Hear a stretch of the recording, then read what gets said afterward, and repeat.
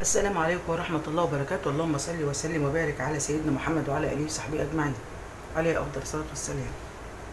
ازيكم يا حبايبي، عاملين ايه؟ يا رب تكونوا بخير، يا رب تكونوا كده بأتم صحة وأحسن حال، يا رب يهون كده الصيف علينا كلنا يا رب. هعمل العبارة دي إن شاء الله بإذن الله.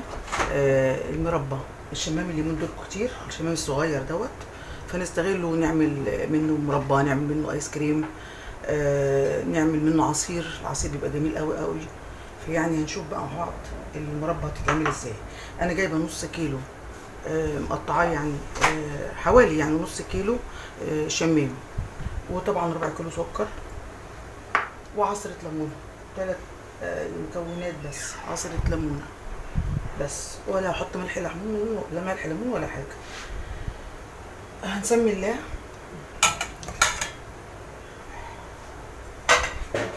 السكر،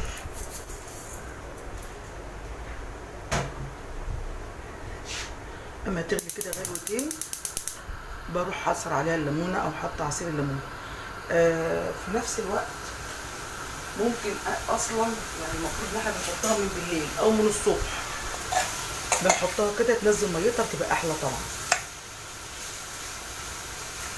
ما عملناهاش بقى كده بنروح حاطينها على بعض على طول على النار يعني، هي كده كده.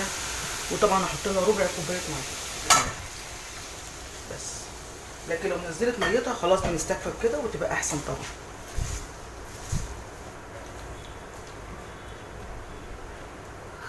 سيبها كده على النار بقى وكل شويه نقلبها. هي غليت، وطي عليها النار بقى واسيبها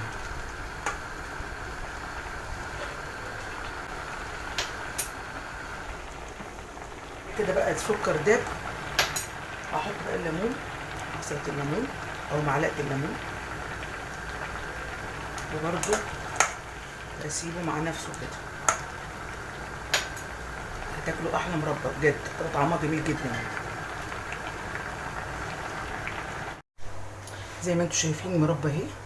عايزين طبعا تعملوا كميه كبيره وتحطوها في برطمانات بتبقى جميله، مع يعني حته قشطه، مع اي حاجه كده في الفطار بتبقى جميله جدا. بصوا ما شاء الله، والقطعه دي بتبقى حلوه قوي قوي في السندوتش.